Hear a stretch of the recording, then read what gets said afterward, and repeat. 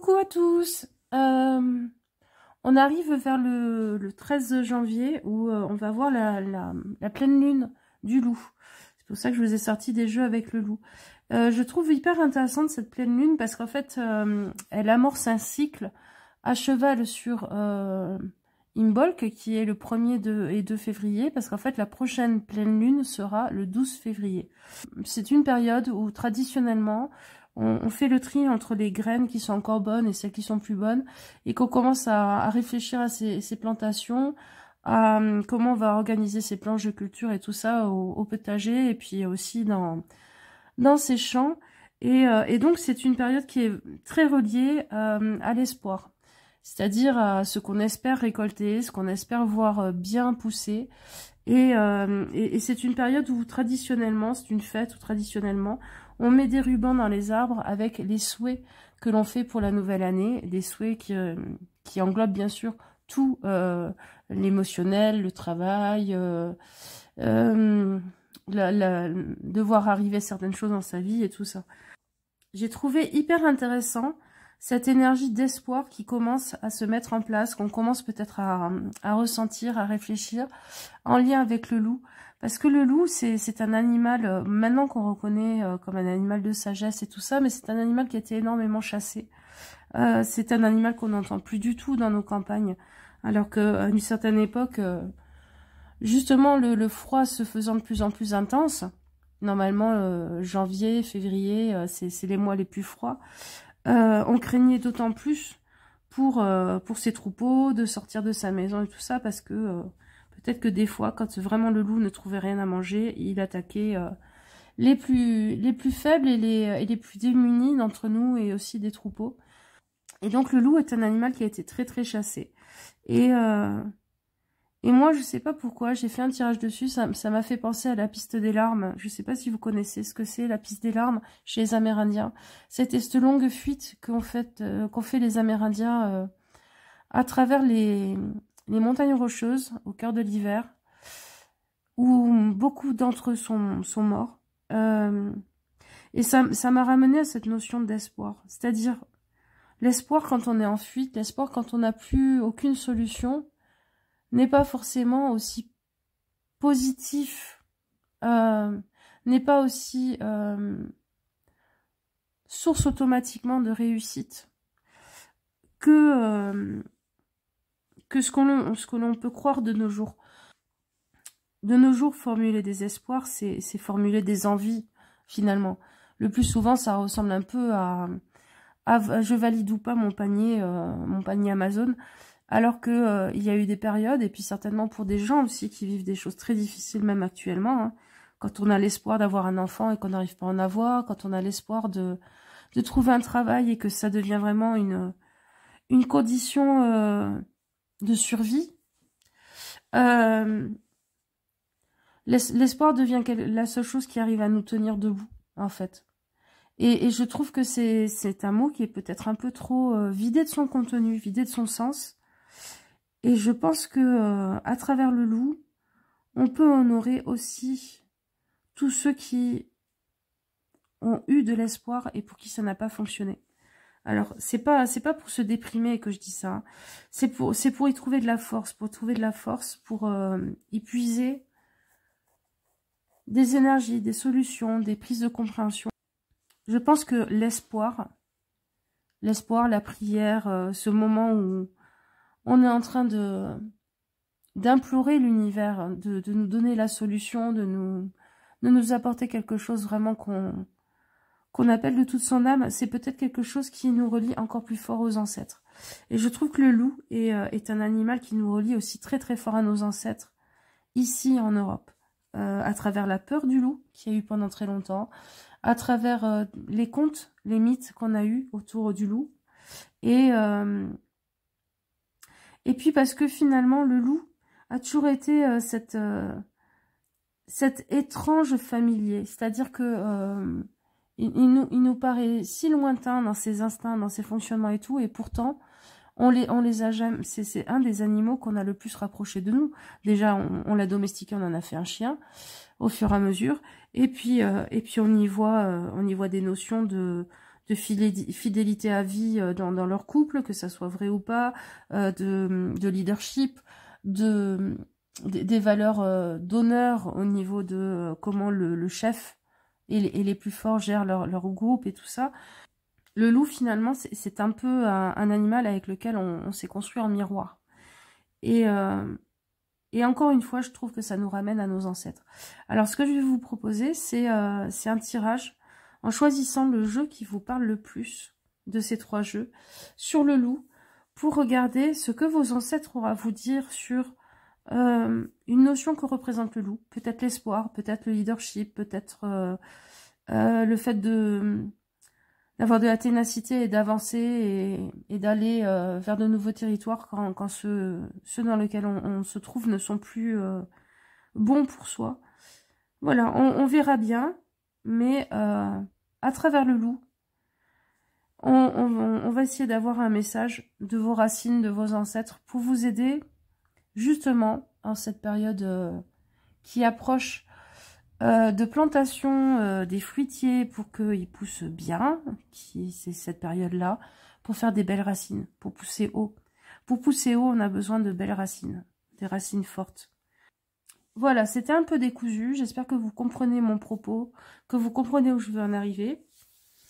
Vu que c'est un truc que je réfléchis depuis quelques jours, peut-être que j'ai un peu fait des raccourcis.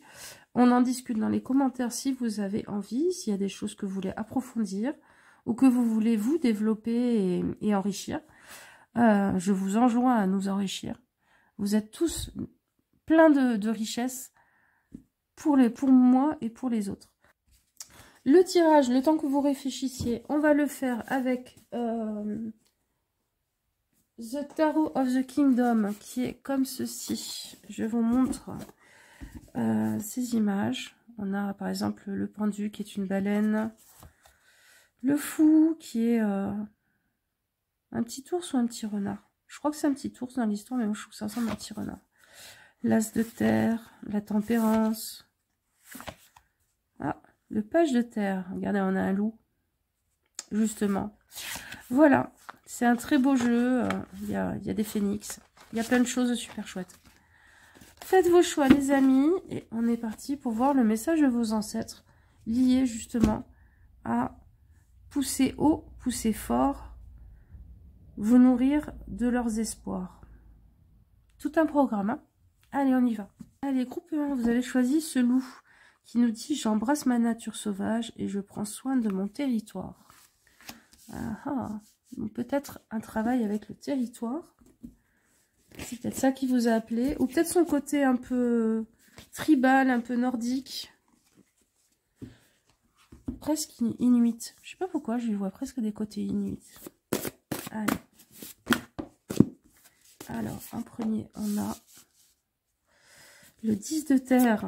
Oui, effectivement, on est dans l'héritage. L'héritage, le territoire. Le page de feu.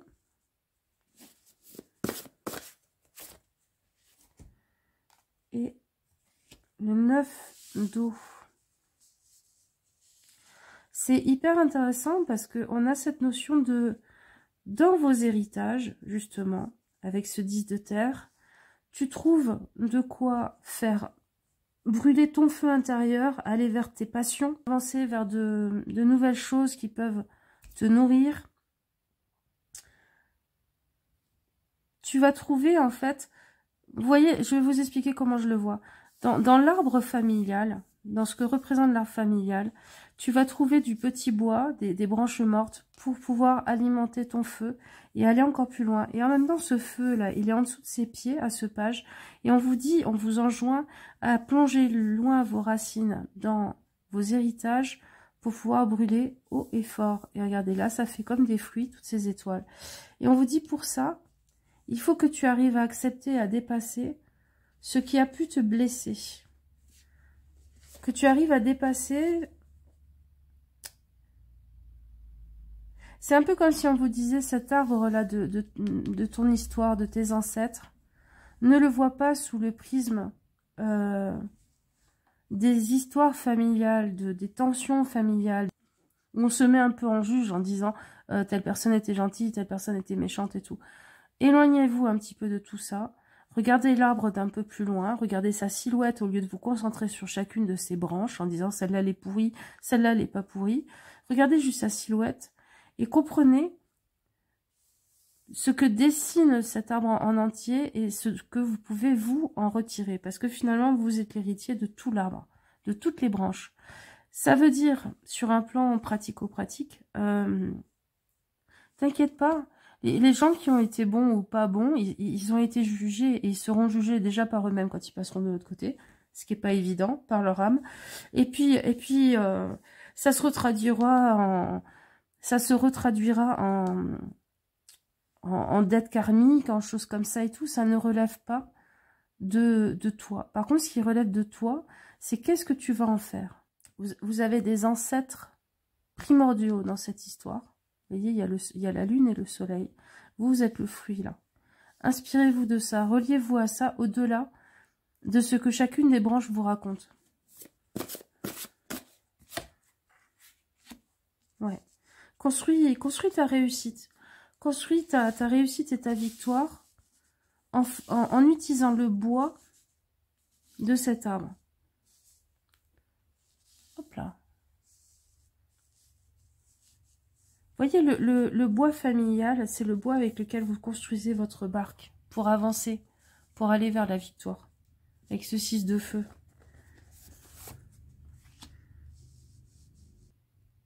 Et si finalement le feu que tu mets à parfois vouloir combattre, lutter, faire cramer des choses qui ne te plaisent pas dans ton arbre, c'était une façon de ralentir l'avancée que te proposent tes guides. Hein?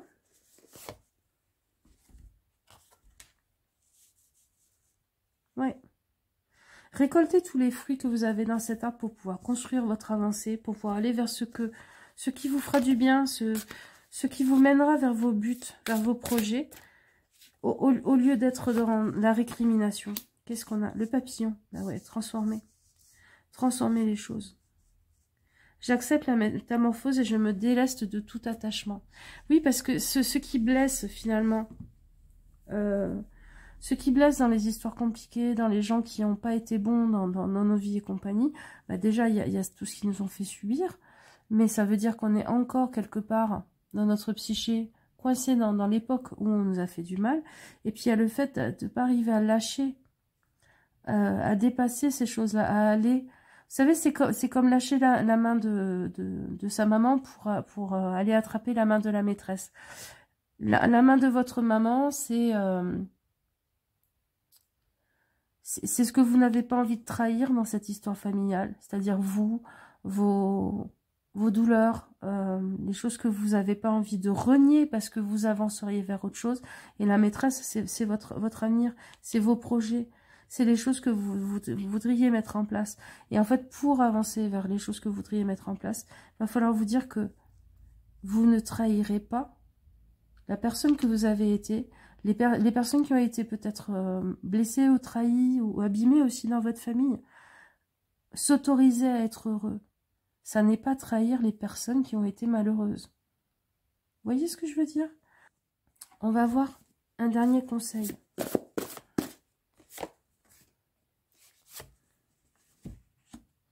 Vous êtes la reine de terre. Regardez ça. Vous êtes la reine de terre. Vous êtes la personne qui, maintenant, prend soin d'elle-même. Prend soin de l'arbre aussi. Vous voyez, on pourrait presque mettre en discussion ces deux images. Là, c'est l'arbre familial. Hein, c'est l'arbre généalogique. Et là, c'est vous. C'est vous qui décidez, parce que vous voyez, là, elle est enceinte. Et puis, elle porte un fruit dans sa main. C'est vous qui décidez ce que vous avez envie de voir fleurir et donner cet arbre dont vous êtes l'héritier et l'héritière. Donc, vous êtes la composante.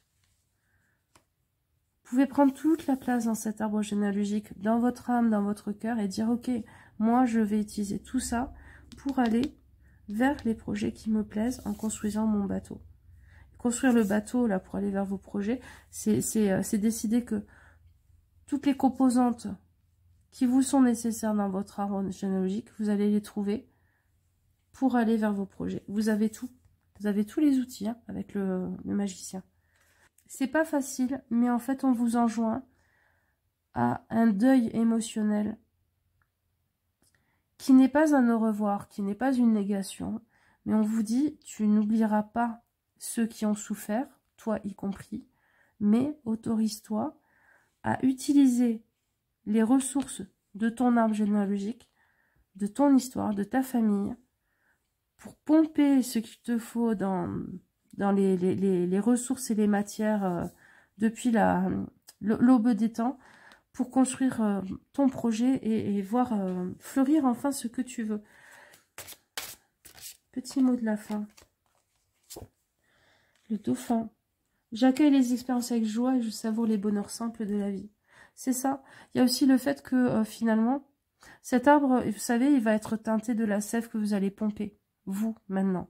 Parce que les anciennes générations ne sont plus en charge de l'arbre. Et donc, ce que vous allez pomper, y mettre d'énergie de la vie, ce que vous allez vous autoriser à vivre, avec vos petites feuilles, ce que vous allez vous autoriser à capter dans les rayons du soleil et de la vie, si c'est du bonheur simple et de la joie, votre arbre irradiera ça. Vous n'êtes pas victime de votre arbre généalogique. Vous n'avez pas à le détester, vous n'avez pas à le brûler, vous n'avez pas à le renier. Vous en êtes... c'est comme une maison de famille où oui, il y a des choses qui tombent un peu en ruine, il y a des choses qui sont pas bien construites et tout. Où vous décidez de faire les transformations que vous avez envie de voir dedans. Et en fait, on vous dit ça. Fais les transformations que tu as envie de voir, toi, dans ton arbre généalogique. En disant, voilà, ma famille, par exemple, je vais prendre un exemple extrême. Dans ma famille, il y a des gens qui ont été gardiens de camp. Voilà. Je ne vais pas aller plus loin. Vous voyez ce que je veux dire. Pendant la Seconde Guerre mondiale. C'est horrible, je veux pas être liée à ces personnes-là et compagnie. Ok. Peut-être que ces personnes-là ont développé des qualités aussi propres à elles-mêmes. Et peut-être que pour toutes, ça n'a pas été forcément un choix. Et même si c'est un choix, c'était pas forcément si simpliste que ce qu'on pourrait penser de premier abord. Mais vous pouvez décider de dire, ben maintenant, moi, de ma famille, je vais en faire un lieu où tout le monde est accueilli. Je vais faire un lieu où les gens ne sont pas obligés de rester pour être dans ma vie et dans mon cœur. Je vais devenir l'inverse d'un geôlier. Je vais faire en sorte que quand j'aime les gens, c'est pas des fers aux pieds que je leur mets. Voyez? Vous pouvez décider de changer la couleur de l'arbre généalogique. De lui donner une nouvelle teinte.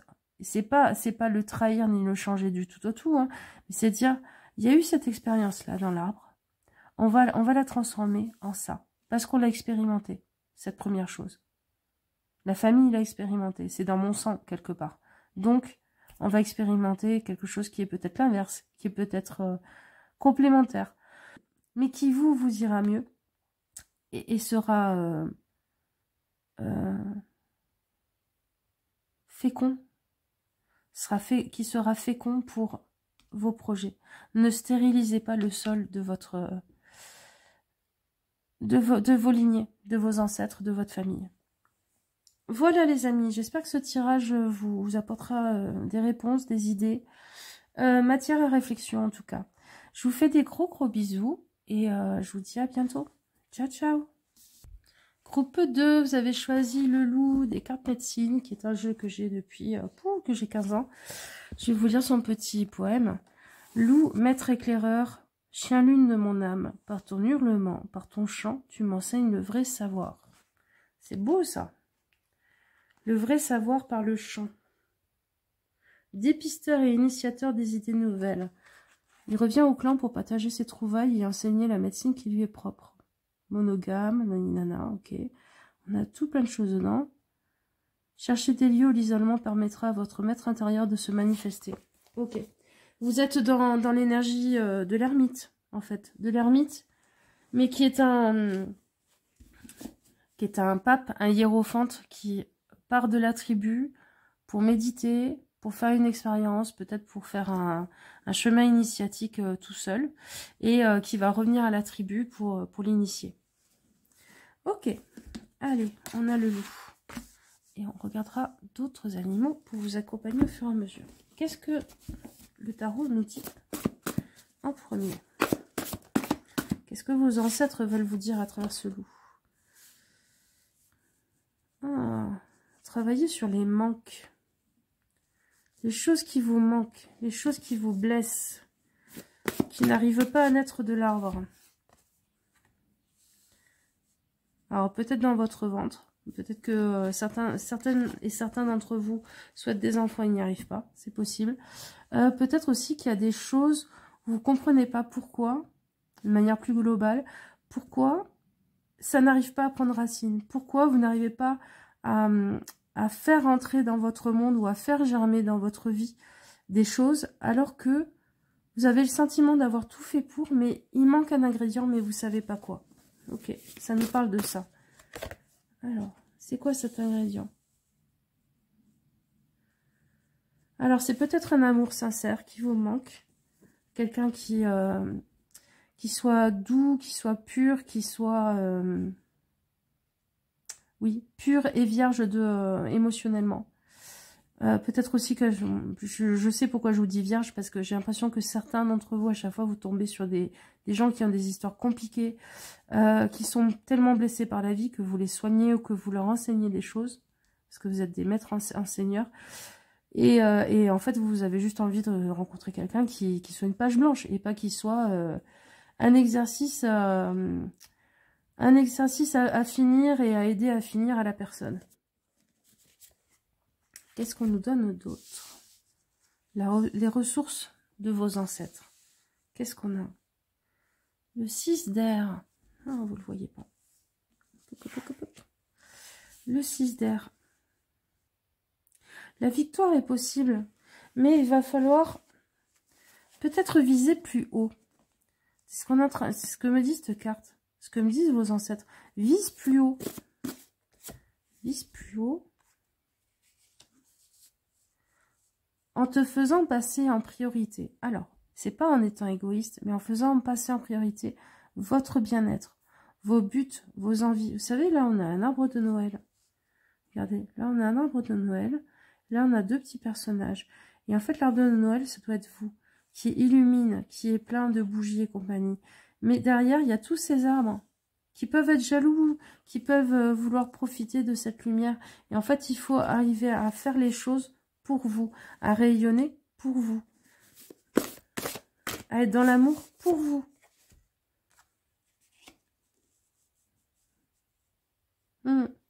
Il y a quelque chose à changer aussi dans...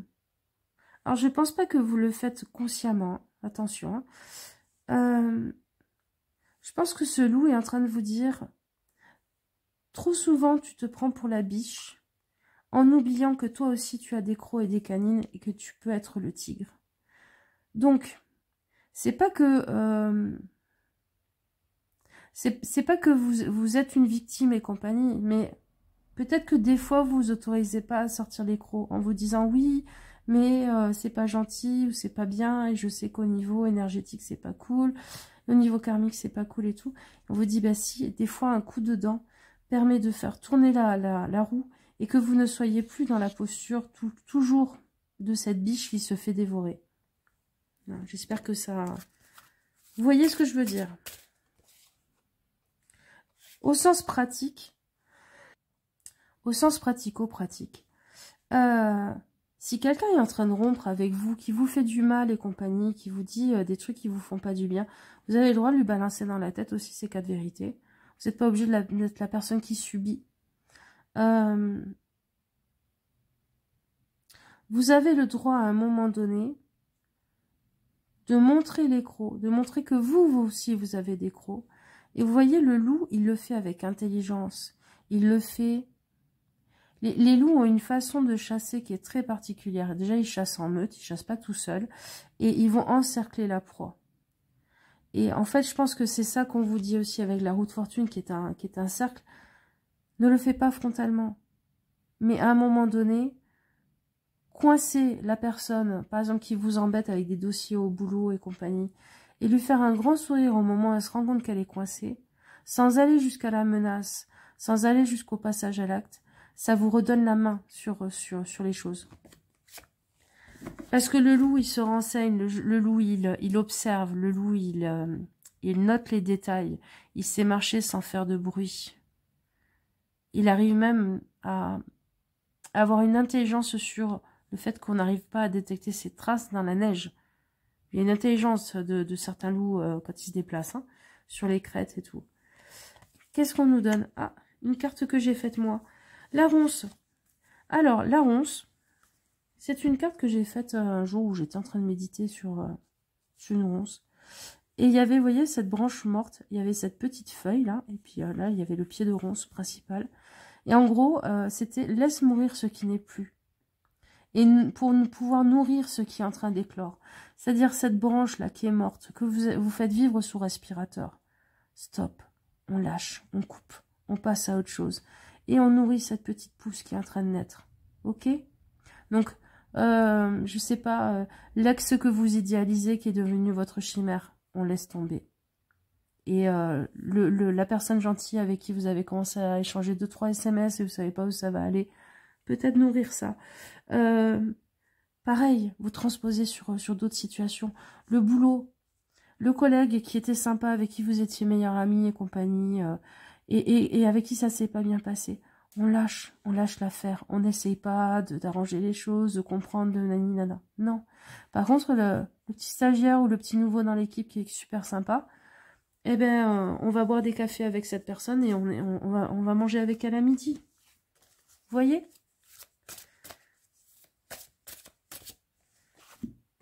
Et on est encore dans la... Avant de regarder votre carte, là, on est encore dans la même énergie que ce que vous disiez vos ancêtres avant. Fais les choses pour toi. Vise plus haut. Arrête d'aller vers les personnes qui sont blessées, ou qui sont à soigner, ou qui sont problématiques. Tu as envie de douceur, de nouveauté, de choses sympas qui arrivent dans ta vie. Arrête de te concentrer sur l'ancien. On coupe avec l'ancien.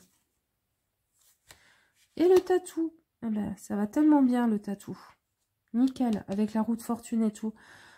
Le tatou, c'est un bouclier. C'est le protecteur. Ok?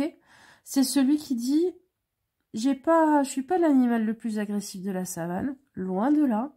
Mais par contre, on ne me mangera pas. Parce que quand on s'approche de moi qu'on veut me faire du mal, je me mets en boule et rien ni personne ne peut traverser ma coquille. Vous savez, la seule façon pour tuer des tatous, c'est assez horrible, hein, ils les font brûler en Afrique. Ils les mettent sur des braises. Mais vous, c'est pareil, sauf que en plus, les braises, vous pouvez les fuir. Donc, quelqu'un veut vous faire du mal et compagnie, vous hermétisez. C'est-à-dire que vous n'allez même pas réfléchir à « oui, mais pourquoi cette personne, elle souffre, nani, nana ?» Fais les choses pour toi. Tu n'es pas en charge de la souffrance des autres. Tu n'es pas en charge du fait que les autres se soignent. Tu es en charge de ton bonheur, de ton bien-être. Et ne crois pas que ça soit égoïste, parce que quelqu'un qui est bien et qui est heureux, c'est quelqu'un qui apporte des solutions autour de lui. Par son exemple, sans avoir à donner de l'énergie, à donner du temps, à donner des conseils. Sans avoir besoin d'être l'infirmière qui soigne le moindre chat crevé qui arrive chez lui ou chez elle. Ok? Allez, un dernier conseil. Ah, ça c'est une carte spéciale du jeu. C'est l'univers. L'univers ne t'a pas mis sur Terre pour être le souffre-douleur des autres. L'univers ne t'a pas mis sur Terre pour être l'infirmier ou l'infirmière des autres. L'univers t'a mis sur Terre pour que tu rayonnes et que tu vibres au plus près et au plus juste de ta propre énergie. Et ce qui fait que l'on vibre au plus près et au plus propre de sa propre énergie, c'est en étant heureux ou heureuse. Donc, le seul travail que vous a donné l'univers en venant vous incarner sur Terre, le plus important en tout cas, c'est d'être heureux ou heureuse. Et regardez, on a un petit personnage qui boit le thé. Peut-être que c'est le moment de vous accorder des moments de douceur, des moments de bien-être avec vous-même. Hein, et là, on a un nénuphar. Le nénuphar, il pousse dans la vase. Ok? Peu importe l'endroit d'où tu viens, tu es devenu une belle fleur. Célèbre tes réussites, célèbre qui tu es. Célèbre ta douceur, ta gentillesse, ta beauté. Arrête de culpabiliser de l'histoire d'où tu proviens. ou de la façon dont tu as été mis sur terre. Peu importe, tu as réussi ton pari de devenir une belle chose, une belle fleur, une belle personne. Donc, tu n'as plus à te justifier d'être une belle personne ou une belle fleur auprès des autres en prenant constamment soin, comme dans votre tirage. Maintenant, on rayonne au plus juste. Et on est heureux ou heureuse. Ok? Et ça sera ça, la sagesse que vous allez rapporter aux autres. La sagesse que vous allez ramener au clan des humains. Ça sera le fait d'être heureux ou heureuse. Voilà les amis, c'était un très très beau tirage. Je vous fais des gros bisous, j'espère que ça vous apportera des réponses, des éléments, des pistes. Et on se dit à une prochaine fois. Ciao ciao. Allez, groupe 3, vous avez choisi ce loup. C'est quoi le jeu? C'est le Woodland Gardens. Alors, on a ce loup et on a Rose Hip. Alors, je ne suis pas allée chercher la traduction, mais je suppose que c'est l'ancêtre de la rose, qui a des propriétés pour le cœur, qu'il ne faut pas donner à quelqu'un de cardiaque, justement, les pétales en infusion, c'est pas forcément très bon, hein. C'est un stimulant cardiaque, ça fait des akènes, des fruits avec lesquels on fait de la confiture, mais il faut bien filtrer parce que dedans il y a des petits poils irritants, c'est avec ça qu'on faisait du gras de cul d'ailleurs, hein, avec les petits poils qu'il y a dedans. C'est l'églantine et les fruits en eux-mêmes, c'est le cynorrhodon. Et en fait, là, on vous parle du cynorrhodon. Le cynorrhodon est une des sources les plus puissantes qui existent en Europe en hiver de vitamine C aussi. Hein. Donc, les défenses immunitaires, tout ça, c'est très très bon. Et alors, cette carte parle de guardianship, du fait d'être le gardien. Le gardien peut-être de son territoire, le gardien peut-être de sa santé, de ses défenses immunitaires, c'est possible aussi. Hop là, je te récupère. Et on va regarder ce que veulent vous dire vos ancêtres là-dessus. Sur le fait d'être son propre gardien. Avec toutes ces notions de vitamine C, gratte-cul et tout ça. Alors, d'accord, on va vous parler de votre façon d'avancer, mais au-delà de ça, de votre façon de réfléchir à vos projets. Alors, le chariot, on dit toujours, oui, c'est la façon d'avancer dans la vie, machin, c'est faire des choix, c'est à gauche ou à droite, c'est le cheval pas gentil qui essaye de mordre le cheval gentil et tout. Mais le chariot, c'est aussi dans votre tête. C'est-à-dire, c'est notre façon à nous de faire des probabilités et compagnie, de dire, ok, si je fais ça, ça pourrait donner ça, naninana, machin. Ça, c'est le cheval gentil, le bon cheval. Le cheval qui essaye de bouffer l'autre ou qui est un peu bizarre et tout, c'est celui qui dit, ouais, mais en fait, tu n'y arriveras jamais, ouais, mais en fait, t'es trop nul, tout ça. C'est celui qui essaye de niaquer l'autre. Et vous, votre conscience, votre capacité à dire au cheval pas gentil, maintenant ça suffit, tu te tais, et à l'autre, arrête de jouer du pipeau, de t'imaginer des trucs fous et compagnie. On va déjà commencer par un pas et puis l'autre. C'est la personne qui tient les rênes. Donc, on est en train de vous dire, tu es le gardien de ta propre capacité à voir ce qui peut être bon, ce qui peut être pas bon pour toi pour avancer, et à prendre en compte les deux chevaux, parce que je vous dis le cheval pas gentil, machin et tout, mais en fait le cheval pas gentil, entre guillemets, en vous disant vos peurs, en vous disant vos manques de façon pas sympa, en étant votre juge intérieur, il est quand même en train de vous ramener un principe de réalité. Vous voyez? Et c'est le risque que vous, le conducteur, vous n'écoutiez que le cheval qui vous vend du positif, des rêves, en disant ouais, on va faire ci, on va faire ça, on va y arriver et tout, et que vous soyez en train de vous jouer du pipeau à vous-même et de partir dans les rêves. Et puis d'un autre côté, il y a le risque que vous deveniez juste le cheval négatif, entre guillemets, en disant on va jamais y arriver, et en se mettant à braire, comme disent les gens du Nord. Ça m'a toujours fait rire cette expression. À braire, là, à pleurer, ah, je vais jamais y arriver. Regardez ça. Ça, c'est le cheval pas positif. On va jamais y arriver, drama queen et tout, machin. Ça, c'est le cheval que positif. Je me joue du pipeau. Oh, les petits oiseaux, c'est génial, les rêves et tout. Et en fait, la réalité, c'est tout ça, en même temps. Et on est en train de vous dire, tu es le gardien, tu es le conducteur de tout ce bazar-là, en toi. Ok? Pour pouvoir y arriver, pour pouvoir avancer. Qu'est-ce qu'on nous dit ensuite? Le 2 de terre, on est exactement là-dedans. On est, alors, avec une notion en plus. On est dans la notion, effectivement, de contrebalancer, de trouver un équilibre entre les deux. Ok. Et en même temps, on est aussi dans cette notion de... pour pousser, pour aller trouver de la lumière, pour arriver à faire fonctionner tes rêves et tout, et te jeter un petit peu dans le vide pour faire fonctionner tes projets, il faut que tu sois bien accroché, bien ancré dans la réalité. Donc, cheval qui mord l'autre, pas sympa, il est là, il vous ancre, il vous accroche bien à la réalité, il vous fait voir les points à travailler, à améliorer et compagnie, et le cheval positif, le cheval rêveur, il vous emmène et il vous aide à pousser haut. Donc, trouve l'équilibre entre les deux. Ok, qu'est-ce qu'on a d'autre?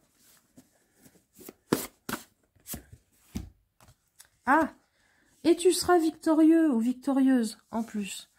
Si tu fais ça, si tu arrives à équilibrer ces deux points, à utiliser ces deux choses comme deux forces et pas comme deux choses qui te font peur. Je vais essayer de vous expliquer. Soit j'utilise le côté rêveur pour pousser haut, le côté réaliste pour pousser bien droit et bien solide, et j'arrive à construire mon projet dessus. Hop, ok. Là. Soit je passe mon temps à rêver parce que ça me fait du bien, là. Oh, ça me fait du bien de rêver, tatati, tatata. Et puis à un moment donné, je me dis, oh, mais je suis en train de faire que du rêve, c'est pas bon. Et je me fais peur avec mes rêves aussi, hein, parce qu'à un moment donné, les rêves, quand ils deviennent grands, quand ils correspondent vraiment à vos envies, ils vous font peur. Je sais plus qui disait, si vos rêves ne vous font pas peur, c'est qu'ils sont pas assez grands. C'est totalement vrai. Et du coup, hop, automatiquement, on part dans... le réalisme, négativisme de toute façon t'es trop nul, t'y arriveras jamais, t'as pas de bol, t'es pas assez doué, naninana. Et quand on n'en peut plus de cette négativité, on repart dans l'autre extrême. Ok? C'est ça le danger du chariot. Et là on vous dit, utilise ça pour pousser haut et aller vers tes rêves et vers des choses même qui te font peur, en t'appuyant sur le fait que de toute façon, tu ne peux pas te planter si tu as ce principe de réalité. Ok. Qu'est-ce qu'on a d'autre? Alors vous, c'est très ancré dans la réalité. Hein. Lance-toi. Avec le fou. Si tu te lances pas, il n'arrivera rien. Il y a une notion en ce moment que je suis en train de réfléchir et de travailler, à laquelle me fait penser ce fou. C'est, au final, posez-vous la question de savoir si vous tenez plus à vos peurs ou si vous tenez plus à vos envies et à vos projets. Tant qu'on tient à ses peurs, tant qu'on tient à ne pas justifier ses peurs, on s'empêche de se lancer et potentiellement de réussir. Mais potentiellement aussi de rater. Mais l'échec n'est pas un échec, l'échec est un apprentissage. Ok? Et puis là, on a une notion d'ancêtre encore, hein, parce que dans le livret, c'est un petit ours. En fait, j'ai mis du temps à comprendre parce que pendant longtemps, j'ai cru que c'était un renard. En fait, je sais pas si on voit, mais c'est un ours de profil. C'est un petit ours de profil assis qui se croit tout seul, qui croit qu'il va se lancer tout seul dans son aventure. Et en fait, il y a toute la constellation de ses ancêtres avec la grande ours. Donc, tu n'es pas tout seul. Même les fois où tu croiras te lancer tout seul dans le vide, sache que tu n'es pas tout seul. Qu'est-ce qu'on a d'autre? Ah, la reine de terre. Tu es le fruit de tout un processus de destin, de vie. Et tu peux puiser par la méditation, par des travails de psychomagie, par du symbolisme. Peut-être que vous avez des objets hérités de famille qui peuvent vous ancrer et vous aider à faire cette connexion. Mais tu peux aller puiser dans toutes nos expériences. Ça ne veut pas dire que forcément vous allez avoir une méditation, vous allez avoir des visions d'une ancêtre qui a vécu la même chose que vous et tout. Mais il y a... Vous voyez, souvent, on parle des anciennes vies où on a des savoirs, machin et tout, mais en fait, dans votre sang, par vos ancêtres, il y a aussi ça. C'est-à-dire, il y a peut-être des choses que tu ne sauras pas faire, mais si à ce moment-là, tu te relis à nous, tu nous demandes l'aide de notre expérience, toute une vie à avoir été cordonnier, toute une vie à avoir été architecte, toute une vie à avoir été femme au foyer, à faire à manger et tout, mais forcément qu'il y a quelque chose qui en reste. Forcément qu'au niveau vibratoire, il y a quelque chose qui se transmet à travers les générations. Vous pouvez aller puiser là-dedans. Vous n'êtes pas tout seul, toute seule. Par contre, à chaque fois, le principe de réalité et le fait de ne pas partir dans les rêves. Hein. Très important. Alors, si vous vous demandez si vous êtes fait pour ça, je ne sais pas ce que c'est le ça, mais oui, vous êtes fait pour ça. On a la justice. On a le loup, regardez, on a le loup qui ressort. Et on a une femme loup. Autorise-toi cette liberté. Moi, là, la justice, cette carte, elle me parle de liberté. Et regardez, on a toutes les empreintes de main de vos ancêtres. On a toutes les empreintes de main. Donc, ce que je vous disais là avec la reine de terre, on est en plein dedans. Et avec le fou là aussi, hein, où tu n'es pas seul avec cette constellation de la grande ours. Ok, qu'est-ce qu'on a d'autre? On a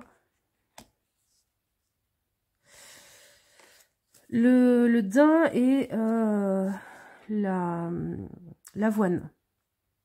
Il y a des choses à soigner. Il y a des choses à soigner dans la douceur, dans le fait de vous apporter les bons nutriments, les bons éléments, mais qui soient doux. Ça me fait penser aussi au fait que le daim est un animal qui bondit, qui s'échappe, qui a des belles cornes sur la tête aussi. Et l'avoine est quelque chose de très doux, de mucilage même, quand on mange des flocons d'avoine. Mucilage, ça veut dire que ça fait un peu comme un gel qui adoucit la gorge quand on le mange. Ce qu'on est en train de vous dire, c'est avance, mais avec douceur, avec toi-même. Ok? Ce travail-là de est-ce que je rêve, est-ce que j'ai le principe de réalité et tout, tu n'es pas obligé de le faire dans la force, dans la violence et dans la méchanceté avec toi-même. Donc, on arrive à une conception de on ne se fait pas violence. On ne sort pas de sa zone de confort. C'est une fausse expression, c'est une connerie de dire ça. On ne sort pas de sa zone de confort. On l'expanse, on l'étend, on l'agrandit, sa zone de confort. On conquiert de nouveaux territoires. Un astronaute dans l'espace, avec sa combinaison, s'il veut sortir de sa zone de confort, il va mourir. C'est juste horrible, ok? Quelqu'un qui est en train de faire de la plongée sous-marine, si elle veut sortir de sa zone de confort, elle va se noyer. Et on vous demande surtout pas ça. Ce qu'on vous demande, c'est annexe des nouveaux territoires. En t'y sentant petit à petit à l'aise. Et à ce moment-là, tu les raccordes à ton territoire, à ta zone de confort actuelle. Et ça agrandit ta zone de confort. Ne le fais pas en violence. On vous dit, t'es pas obligé. Pour faire des travaux, vous n'êtes pas obligé de vous mettre avec des grosses godasses de chantier, avec tout l'anarchement, et d'y aller à la masse, c'est comme un idiot. Vous pouvez être en pyjama en train de peindre un mur, et c'est super. Et prendre du plaisir. Hein? Alors, mon exemple du pyjama, là, je ne sais pas si ça vous parlera, parce que franchement... l'opossum, et alors je suppose que ça, c'est... est-ce que c'est le... Dites-moi, péonie, est-ce que c'est le camélia ou est-ce que c'est les magnolias? Je sais pas. Mais en tout cas, bashfulness. L'opossum, c'est un animal où, quand il sent en danger, quand il sent menacé, il fait le mort. Autorisez-vous à faire le mort ou la morte. Hein? Si à un moment donné, il y a des choses qui sont trop violentes pour vous, si à un moment donné, il y a des choses qui vous empêchent de vous soigner, de prendre soin de vous coucouner, d'être à l'écoute de vous-même, parce qu'il y a des gens qui vous prennent la tête ou qui vous mettent sous pression et tout, autorisez-vous à faire le mort un petit peu.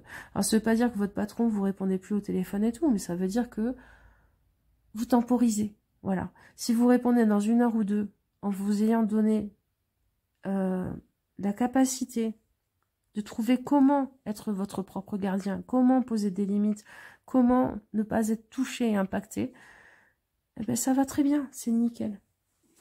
Alors, un dernier conseil. Ouh, elle a sauté sur ma main. Un dernier conseil. L'as d'eau. Donc l'as de coupe. J'ai le droit à des sources de bien-être. J'ai le droit d'aller piocher, je sais pas, au fond de ma baignoire, dans une piscine. Peut-être que si vous avez envie d'aller à la piscine, autorisez-vous à aller à la piscine. Hein. Mais j'ai le droit de m'autoriser du bien-être. Au-delà de ça, il y a la notion aussi de bon égoïsme. Vous savez, souvent on dit l'égoïsme, c'est pas bien. Vous êtes méchant si vous êtes égoïste et tout. Mais en fait, pensez à sa gueule tant que ça fait pas du mal aux autres. Ben, c'est très très bien. Hein, c'est un très très bon réflexe. Ça veut dire qu'on n'est pas toxique pour les autres. Qu'on n'est pas en demande vers les autres parce qu'on sait s'apporter à soi-même du bien-être, des moments chouettes. Ok, donc prenez soin de vous. Avancez dans la douceur. Apprenez à avancer dans la douceur. Et ne croyez pas que la douceur, ça va avancer moins vite ou moins fort. Donc ça aura moins d'impact que la violence. Vous savez, la rivière, elle avance de manière inexorable, même un petit cours d'eau. Et les cailloux, ils prennent la forme arrondie, qui lui va bien. Et puis il y a la mousse qui pousse, et puis il y a tout le paysage autour qui change. C'est une force incroyable, mais c'est une force douce, patiente, continue, posée, apaisée, qui sait trouver les choses qui lui font du bien, qui lui vont bien. Et qui sait temporiser. Et faire la morte, parce que la rivière aussi, des fois, elle disparaît, elle fait croire à tout le monde qu'elle y est plus, mais en fait, elle y est. Donc, peut-être inspirez-vous de la rivière. C'est peut-être quelque chose qui vous correspond. C'est peut-être quelque chose qui a à mettre en lien avec vos ancêtres, la rivière. Les moulins à eau, les gués, les ponts, les femmes qui lavaient le linge au bord des rivières. Voyez comment ça vous parle. Peut-être même aller faire un petit rituel au bord d'une rivière. Hein. Allez y mettre sur une feuille ramassée dans la nature des choses qui représentent tout ce que vous voulez plus dans votre vie. Et le laisser partir dans le cours d'eau. Voilà, des pistes, des idées pour vous les amis. Je vous fais des gros bisous. J'espère que ça vous apportera des pistes de réflexion. On se dit à bientôt pour une prochaine fois. Bonne pleine lune. Et je vous fais plein de gros bisous. Ciao, ciao!